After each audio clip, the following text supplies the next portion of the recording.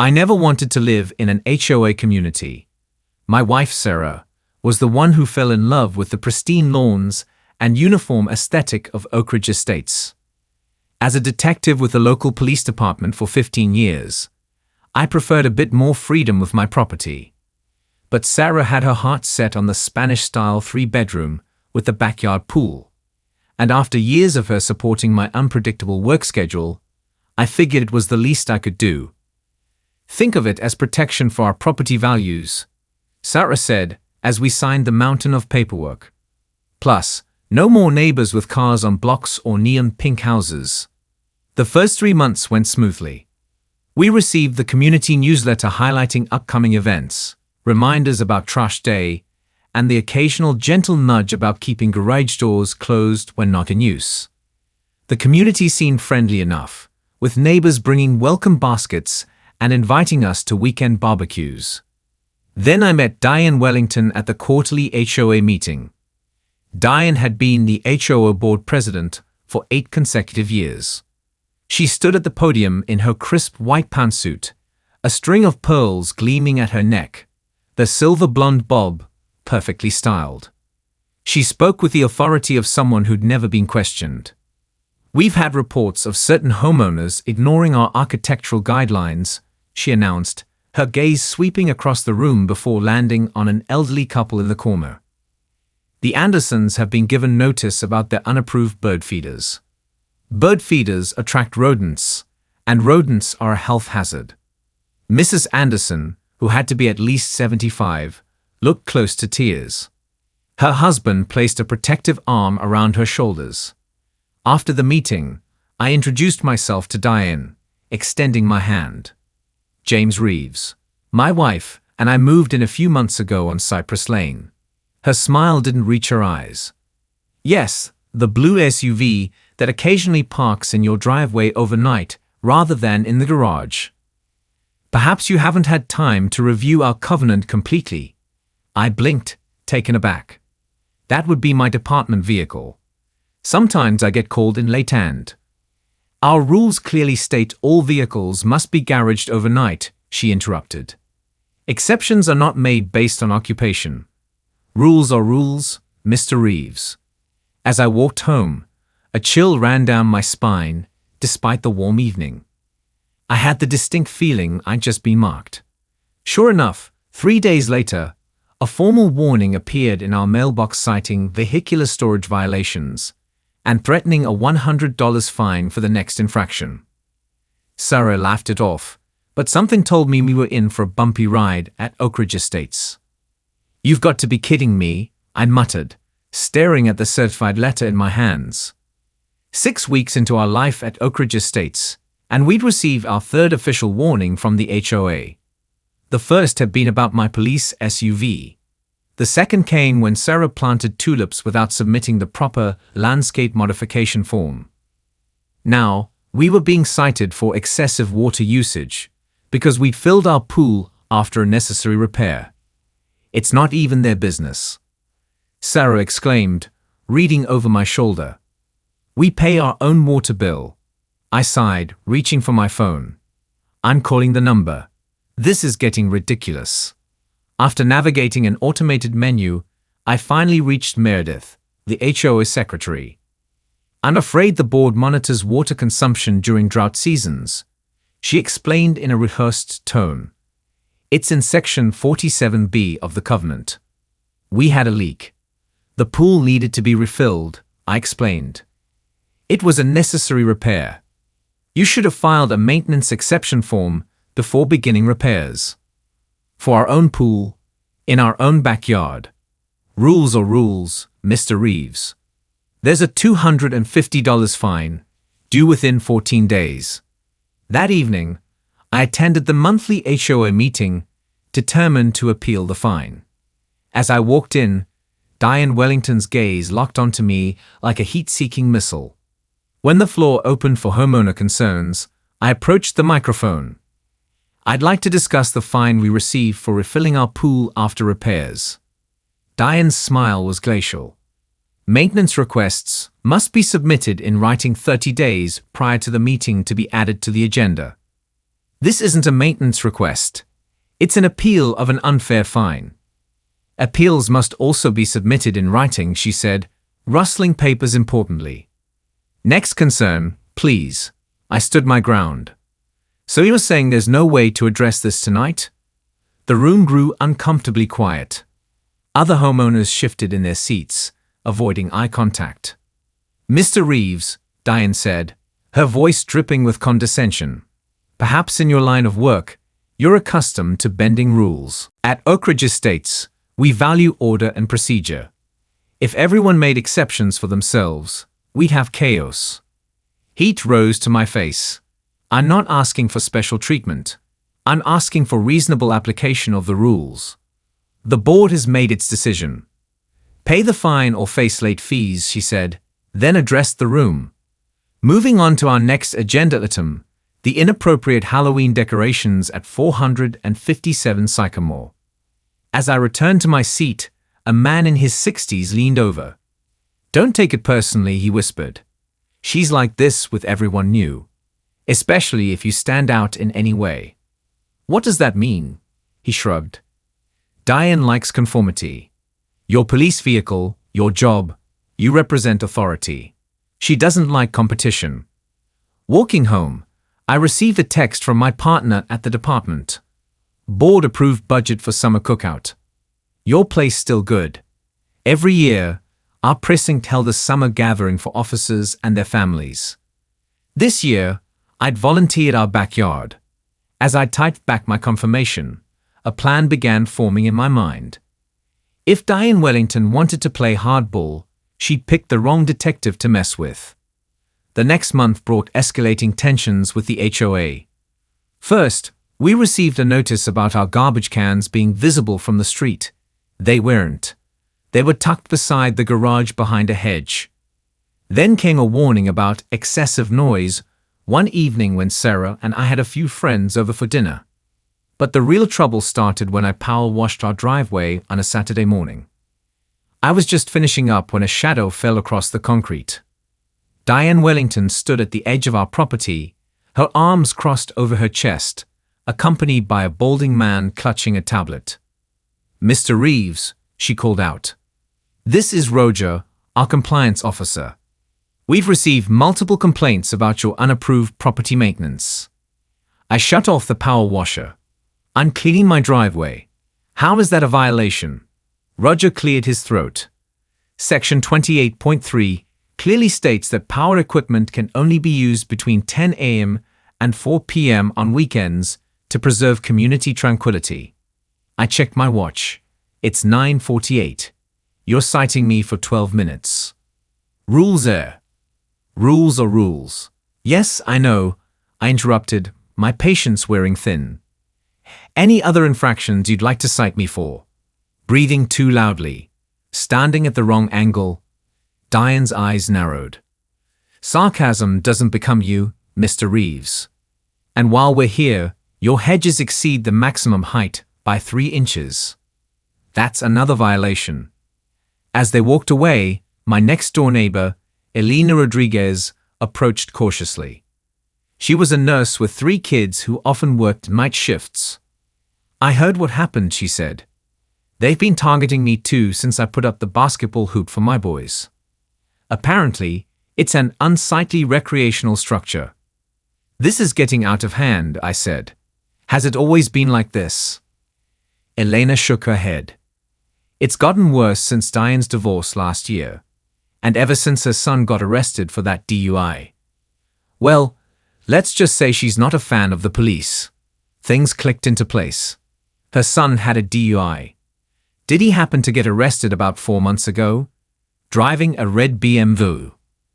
Elena nodded. That's the one. Hit a mailbox on Westridge Drive. Why? I ran my hand through my hair. Because I was the responding officer.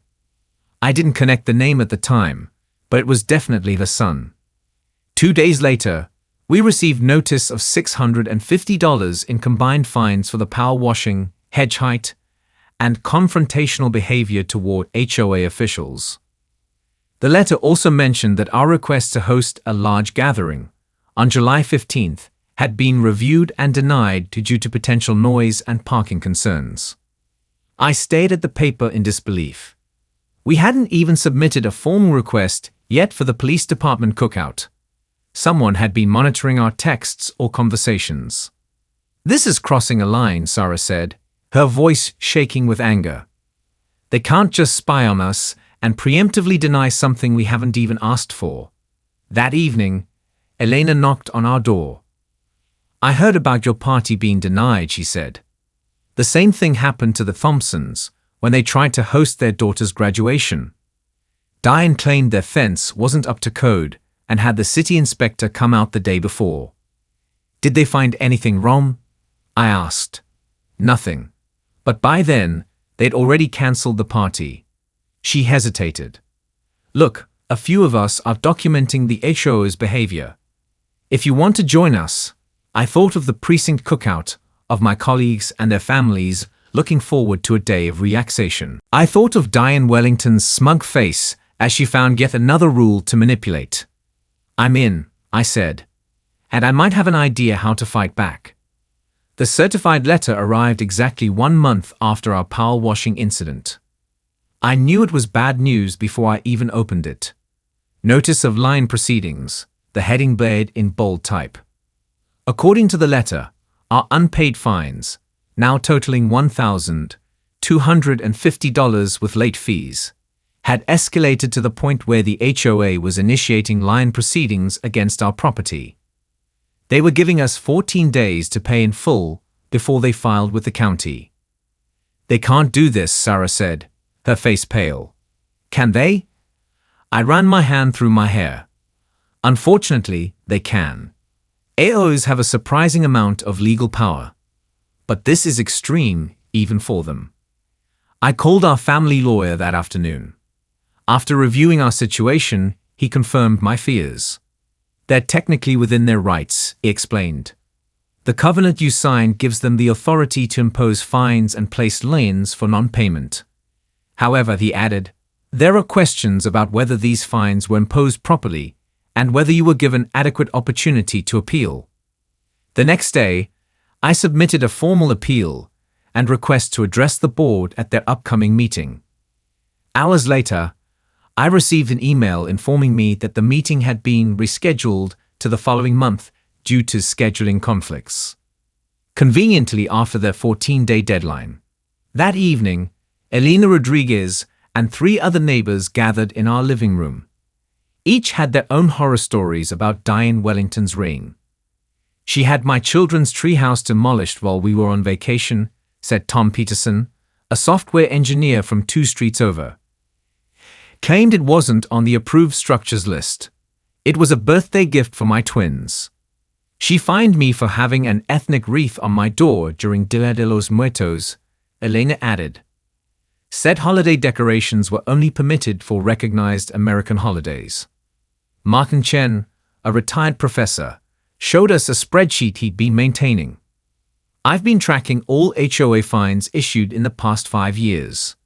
There's a clear pattern of targeting certain homeowners, particularly newcomers and minorities." As we compared notes, a disturbing pattern emerged. Diane's enforcement wasn't just strict. It was selectively applied and possibly discriminatory. Worse, there were indications that HOA funds weren't being properly accounted for. "The financial statements don't add up," Martin said, showing us his analysis. "There's nearly $50,000 collected in fines over the past 2 years, but only about $15,000 showing as revenue in their annual report." The next morning, I woke to find our front yard had been marked with orange spray paint. A notice on our door informed us that our lawn sprinkler system was improperly installed and would need to be completely replaced by a board-approved contractor, at an estimated cost of $4,200. When I went to examine the supposed violation, I noticed something odd.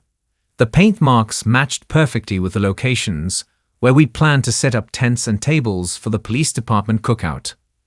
The cookout we hadn't formally requested yet. Someone had been in our yard, measuring and marking, without our knowledge or consent. As I stood there, Diane Wellington drove by slowly in her white Mercedes, her window rolling down just enough for me to see her smug smile before she accelerated away. That was it. The breaking point. I went inside and called my captain. "Sir, remember that department cookout we've been planning? I need to make a change." "Detective Reeves, are you suggesting what I think you're suggesting?" Captain Morales asked, his voice a mix of concern and intrigue. "I'm suggesting we kill two birds with one stone," I replied, pacing my living room. "The department needs a venue for our annual cookout, and I need evidence of HOA overreach and possible financial impropriety." "And you think hosting our event will draw them out?" "I know it will. Diane Wellington has already illegally marked my yard to prevent this gathering. If we proceed with proper permits from the city, of course, she'll either have to back down or show her hand." After discussing details, Captain Morales agreed. "I'll run it by legal, but I don't see why we can't help one of our own while potentially uncovering misconduct. Just make sure you follow proper channels. We don't want to give them ammunition." The next day, I visited City Hall and obtained all necessary permits for a community gathering at my residence. I also filed formal complaints about unauthorized entry onto our property and the unexplained marking of our yard. Meanwhile, our neighbor coalition grew. Martin Chen connected us with 3 former board members who had resigned under Diane's leadership. Each provided written statements about questionable practices they'd witnessed. She pushed through a contract with Wellington Landscaping for community maintenance. One former treasurer explained. She never disclosed that the company belongs to her brother-in-law. Armed with mounting evidence, I submitted an official request to the state's Attorney General's office to investigate potential misappropriation of HOA funds. I also contacted a local news reporter who specialized in consumer advocacy. "We can't air anything without solid proof," the reporter cautioned. "But if what you're saying is true, it would make a compelling story." 2 days later, I received an unexpected visit from Roger, the compliance officer. He looked nervous, glancing over his shoulder repeatedly as he stood on our doorstep. "I know what you're doing," he said quietly. "And I want you to know, not everyone on the board supports Diane's methods." He handed me a USB drive, financial records for the past 3 years, the official versions and the actual numbers. "I can't be involved publicly, but this should help." The files confirmed our suspicions. Systematic discrimination in fine enforcement, misappropriation of funds, and several instances where Diane had used HOA resources for personal expenses, including legal fees for her son's DUI case. With evidence mounting, we proceeded with plans for the cookout. I submitted the required HOA form, complete with city permits attached, and received an immediate denial citing excessive noise and traffic concerns. I responded with a certified letter informing the board that the event would proceed as planned, in full compliance with city ordinances, which superseded HOA regulations in this matter. The day before the cookout, Sarah noticed a car parked across from our house. "They've been there for hours," she said. "Taking pictures." I smiled. "Perfect. Because in about 30 minutes, they're going to get quite an eyeful." A delivery truck arrived, and workers began unloading tables, chairs, and a large banner that read, "Oak Ridge Police Department Annual Appreciation Cookout, celebrating our officers and community." As the workers set up, an unmarked police car pulled into our driveway. Captain Morales and our department's legal counsel stepped out, followed by 2 officers from Internal Affairs. "Everything ready for tomorrow, Reeves?" Captain Morales asked loudly. "Yes, sir. Just waiting for our special guests." On cue, a white Mercedes screeched to a halt in front of our house. Diane Wellington emerged, clutching a stack of papers, her face contorted with rage. "This event has been expressly forbidden by the Homeowners Association," she shouted, marching toward us. "I have the authority to shut this down immediately and issue fines of up to $500 per hour." Captain Morales stepped forward, extending his hand. Captain Morales, Oak Ridge Police Department. And you are? Diane faltered slightly, but recovered quickly. Diane Wellington, President of the Oak Ridge Estates HOA. This gathering violates multiple covenant regulations. Interesting, the captain replied. Because we have all necessary city permits, and according to state law, those take precedence over HOA regulations when it comes to gatherings under certain conditions. He gestured to the legal counsel, who nodded confirmation. Furthermore, I added, stepping forward, we have reason to believe you've been selectively enforcing regulations and possibly misappropriating HOA funds. The color drained from Diane's face. That's absurd. How dare you accuse me of? We have documentation, I continued. We've submitted it to the appropriate authorities for investigation. For the first time since I'd met her, Diane Wellington was speechless. The battle lines were drawn. Tomorrow's cookout would be just the beginning. By 10 a.m. on the day of the cookout, our backyard had transformed into a festival ground. Blue and white balloons adorned the fence, the smell of barbecue filled the air, and officers and their families streamed in with side dishes and excited children. Captain Morales had arranged for parking at the community center with a shuttle service, eliminating any legitimate traffic complaints. The department had also hired professional sound engineers to ensure noise levels stayed within city ordinances. Everything was perfectly, meticulously legal. At precisely 11 a.m., as predicted, Diane Wellington arrived with Roger and 2 other board members in tow. They marched up to our front door, a stack of violation notices clutched in Diane's manicured hand. Sarah answered, smiling warmly. Good morning. Are you here for the cookout? Everyone's welcome. It's a community outreach event. This is an unauthorized gathering, Diane snapped. I'm serving you with these violation notices and an order to disperse immediately. Oh, let me get James for you, Sarah replied, unfazed. He's by the grill with the chief of police. Diane's face twitched. The chief is here.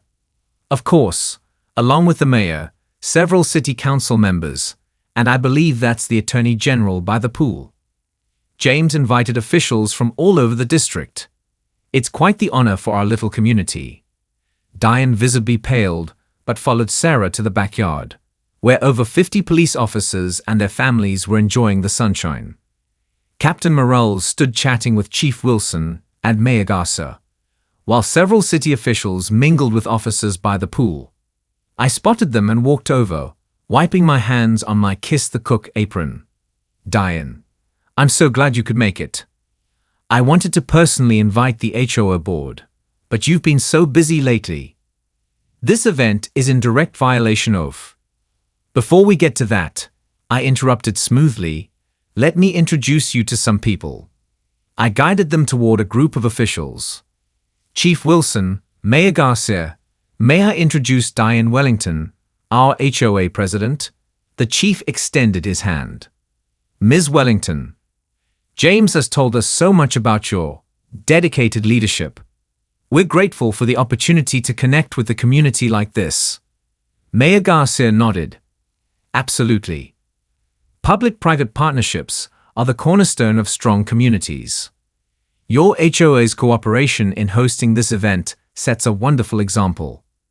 Diane's mouth opened and closed like a fish out of water.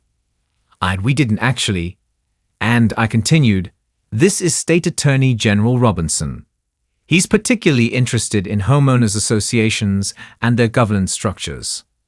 The Attorney General smiled professionally. Indeed. My office has received some concerning documents regarding certain associations in the district. Perhaps we could schedule a time to discuss Oak Ridge Estates specifically, Ms. Wellington. Roger, the compliance officer, suddenly developed an intense interest in his shoes. The other board members exchanged nervous glances. That won't be necessary, Diane stammered. I'm sure there's been a misunderstanding. As if on cue, Elena Rodriguez approached with a local news crew in tow. James, they want to interview you about the community initiative. Oh, hello, Diane. Perfect timing. They'd love to get the HOA's perspective as well. The reporter smiled brightly. Ms. Wellington, I'm Valerie Chen from Channel 8 News. We're doing a special on community relations with law enforcement. Would you care to comment on how your HOA is supporting this wonderful event? Diane's carefully constructed facade began to crumble visibly. She looked from the reporter to the Attorney General, to the pile of violation notices in her hand. We, the HOA fully supports community engagement, she managed weakly. We're pleased to host this event. Wonderful, Valerie exclaimed. So those rumors about the HOA trying to shut down this police appreciation event were unfounded. Before Diane could respond, one of the other board members, a woman I recognized as the HOA treasurer, stepped forward. Ms. Wellington doesn't speak for the entire board on this matter. In fact, we've called an emergency meeting for tomorrow to discuss several concerns about recent leadership decisions. Diane spun around. Patricia, what are you talking about? We've made no such plans. Patricia straightened her shoulders. The meeting notice was sent this morning, Diane. Perhaps you haven't checked your email. 3 board members have called for a vote of no confidence. As the tension escalated, Captain Morales smoothly intervened. Why don't we all enjoy some barbecue? This is a celebration, after all. The news crew, sensing a story beyond the planned community fluff piece, lingered as Diane and Patricia engaged in a heated whisper argument. Roger and the other board member slipped away quietly, making a beeline for the exit. Throughout the afternoon, the cookout continued successfully. Officers and their families enjoyed the pool. Neighborhood children played games organized by the community relations team. And even some curious neighbors wandered over to join the festivities. Diane remained on the periphery, her phone glued to her ear as she paced back and forth. Occasionally, I caught snippets of her increasingly desperate conversations. Need those records removed immediately. And can you get me an emergency appointment with? By evening, as the event wound down, Patricia the treasurer approached me privately. Detective Reeves, I want you to know that many of us have been uncomfortable with Diane's leadership for some time. Tomorrow's meeting will address more than just today's situation. I appreciate that, I replied. My goal isn't to destroy the HOA. We need effective community governance, just not tyranny. Patricia nodded grimly. You should know, Diane's brother-in-law just arrived. They're in the car right now, and I overheard something about shredding everything tonight. I thanked her and immediately found Captain Morales. Within minutes, he had made a call to a judge for an emergency order to preserve records, and 2 officers were dispatched to the HOA office. As the final guests departed, I watched Diane's white Mercedes speed away from the curb. The house of cards was beginning to collapse, but I knew Diane Wellington wouldn't go down without a fight. Tomorrow would bring the final showdown. The morning of the emergency HOA meeting dawned clear and hot. Sarah and I arrived 20 minutes early, yet the community center parking lot was already packed. Word had spread quickly through Oak Ridge Estates. I've never seen this many people at an HOA meeting, whispered Elena Rodriguez as we found seats near the front. Not even when they tried to ban Christmas lights. Indeed, nearly every homeowner seemed to be present. The energy in the room crackled with anticipation. In one corner, Diane huddled with a man in an expensive suit, presumably her attorney.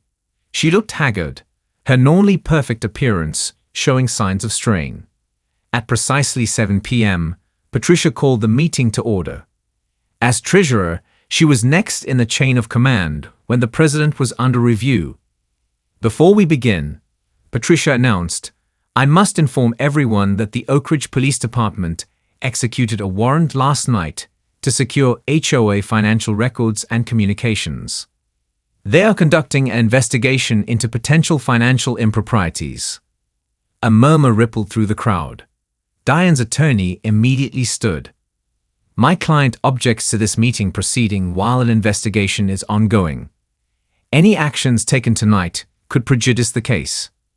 Your objection is noted, Patricia replied coolly. However, the board vote regarding leadership is separate from any criminal investigation and will proceed as scheduled. She then outlined the allegations: selective enforcement of regulations, unauthorized entry onto private property, misappropriation of funds, and abuse of power. When it was time for homeowner comments, dozens of people lined up at the microphone. One by one, they shared their experiences: excessive fines, harassment, intimidation, and arbitrary rule enforcement. Tom Peterson described how his twins cried for days after their treehouse was demolished. Martin Chen presented his statistical analysis, showing that new homeowners and minorities received 3 times as many violations as others. Elena recounted the ethnic wreath incident. When my turn came, I approached the microphone with a folder of documents. "Many of you know me as Detective Reeves," I began. "What you may not know is that I was the responding officer when Brandon Wellington was arrested for DUI last year." Diane visibly flinched. "That's when the targeted harassment of my family began," I continued. "But this isn't about personal vendetta. This is about abuse of power." I outlined how Diane had used HOA funds to pay for her son's legal fees, how she had awarded contracts to family members without disclosure, how she had entered private properties without permission to fabricate violations. Last night, I concluded, officers found evidence that financial records were being altered or destroyed. The State Attorney General's office is now involved, and I've been informed that formal charges are being considered. Diane's attorney jumped to his feet. "This is slander." My client. But he was cut off by Patricia, who produced a stack of papers. "These are bank statements showing transfers from our HOA account to the law firm that represented Diane's son. And these are invoices from Wellington Landscaping, owned by her brother-in-law, charging us double the market rate for services." The room erupted. Homeowners shouted questions and demands. Some called for Diane's immediate removal. Others wanted to disband the HOA entirely. Through it all, Diane sat rigid, her face a mask of fury and fear. When order was finally restored, Patricia called for the vote of no confidence. The board members, minus Diane, voted unanimously to remove her as president. The homeowners' vote that followed was overwhelming: 142-7 in favor of removal. Effective immediately, Patricia announced, "Diane Wellington is removed as president of the Oak Ridge Estates Homeowners Association and from the board entirely." As the implications sank in, Diane finally broke her silence. She stood, shaking with rage. "You'll regret this," she hissed. "All of you. I built this community. I protected your property values. Without me, this place will fall apart." She turned to me, her voice venomous. "And you, detective. You engineered this whole thing. Used your position, your connections. This isn't over." "Actually, Ms. Wellington," came a voice from the back of the room, "I'm afraid it is." All heads turned to see State Attorney General Robinson walking down the center aisle, accompanied by 2 officers. "Diane Wellington," he said formally, "I have a warrant for your arrest on charges of embezzlement, fraud, and misappropriation of funds. You have the right to remain silent." As the officers led a stunned Diane away, her attorney trailing helplessly behind, the room fell into shocked silence. Then from somewhere in the back, a slow clap began. It spread quickly until the entire room was filled with applause. Not celebrating Diane's downfall, but the community's liberation. Patricia gavelled for order one final time that evening. "This is just the beginning of rebuilding our community," she announced. "Tomorrow, we start fresh. Together." As we filed out into the warm evening, neighbors who had barely spoken before were exchanging phone numbers and making plans. The invisible walls that had divided us were beginning to crumble. Elena squeezed my arm. "You did it. You actually took her down." I shook my head. "We did it. All of us." What had started with a petty complaint about a police department cookout had ended with the exposure of years of corruption and abuse. As Sarah and I walked home hand in hand, I couldn't help but feel that justice, real justice, had been served. 6 months after Diane Wellington's arrest, Oak Ridge Estates had transformed almost beyond recognition. The physical appearance remained the same: pristine lawns, coordinated house colors, neatly trimmed hedges. But the spirit of the place had undergone a revolution. The new HOA board, led by Patricia as interim president, had immediately implemented reforms. They established transparent financial practices, created a fair appeals process for violations, and rewrote several outdated or arbitrary rules. Martin Chen now headed the newly formed Ethics Committee, which reviewed all fine proposals before they were issued. Elena Rodriguez led the Community Engagement Committee, organizing events that brought neighbors together rather than driving them apart. As for Diane, her legal troubles had mounted quickly. The investigation uncovered over $200,000 in misappropriated funds over her 8-year tenure. She eventually accepted a plea deal: 2 years in prison, restitution of all stolen funds, and a permanent ban from serving on any HOA board. Her brother-in-law's landscaping company was ordered to return all excessive charges and lost its business license. Roger, the compliance officer, received probation in exchange for his testimony about the years of selective enforcement and fabricated violations. On a perfect Saturday in May, almost exactly 1 year after the infamous cookout, Oak Ridge Estates held its first community-wide celebration. The streets were closed to traffic, bounce houses dotted front lawns, and barbecue grills sizzled in driveways. Sarah and I hosted one of the main food stations in our backyard. The pool, now adorned with non-regulation colorful lights that would have given Diane heart palpitations, was filled with laughing children. Detective Reeves called Tom Peterson, approaching with his twins. The kids wanted to show you something. The 9-year-old boys pulled out a carefully folded piece of paper. Architectural plans for a new treehouse, complete with HOA approval stamps. Miss Patricia said we can build it even taller than the old one. One of the twins explained excitedly. As long as it's safe. Throughout the day, similar stories emerged. Mrs. Anderson's bird feeders had multiplied, now attracting a colorful array of songbirds. The Chen family had installed a traditional Chinese garden gate without hassle. The Rodriguez boys' basketball hoop had been joined by a small neighborhood sports court on previously unused common land. As evening fell, Patricia tapped a glass for attention. The neighbors gathered around our pool, forming a loose circle in the fading light. A year ago, she began, many of us were strangers to each other, isolated by fear and arbitrary rules. Today, we're a true community. She raised her glass. To new beginnings, and to James and Sarah, who reminded us that sometimes you have to fight for what's right, even when it seems easier to just comply. Cheers erupted around us. Captain Morales, who had come with his family, clapped me on the shoulder. Not bad, detective. You solved quite a case here. Just doing my job, I replied with a smile. Serving and protecting. Later that night, as Sarah and I cleaned up the last of the celebration, we found a small envelope in our mailbox. Inside was a single sheet of Oak Ridge Estates letterhead with 3 words: violation, none found. It was signed by all 7 new board members, with a note at the bottom. Keep hosting those police department parties.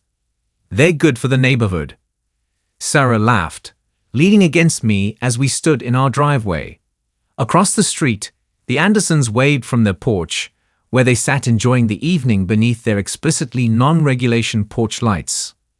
You know, Sarah said, I think I finally understand why you were skeptical about HOAs. I kissed the top of her head. And I finally understand that it's not the rules that matter. It's the people who enforce them. In the distance, we could still hear neighbors chatting, children laughing, and music playing softly. All technical violations under the old regime. But now, they were just the sounds of a community coming alive. Sometimes the best revenge isn't getting even. It's creating something better from the ruins of what tried to destroy you. As I closed our front door that night, I thought about how a simple complaint about a police department party had cascaded into complete community transformation. Diane had wanted to exert control and punish me for doing my job, but her actions had ultimately liberated an entire neighborhood. The following week, a reporter from the local paper called to do a follow-up story. "Detective Reeves," she asked, "looking back, what would you say to other homeowners facing similar HOA issues?" I thought for a moment before answering. Document everything. Know your rights, and most importantly, find your allies. No corrupt system can stand when good people stand together. 2 years later, our story had spread far beyond Oak Ridge Estates. Patricia was invited to speak at a national conference on HOA reform. Martin's statistical analysis of discriminatory enforcement became required reading in property management courses. And our community model, strict enough to maintain standards but flexible enough to allow for individuality, was being replicated across the country. As for our annual police department cookout, it evolved into the highlight of Oak Ridge's social calendar, a community-wide celebration where neighbors and law enforcement strengthened bonds instead of building walls. Sometimes I drive past Diane's old house, now occupied by a young family with children's bicycles scattered across the driveway and a slightly crooked mailbox that no one complains about. In those moments, I'm reminded that rules matter far less than the compassion with which they're enforced. And that's a lesson worth learning, even if it comes with a few violation notices along the way.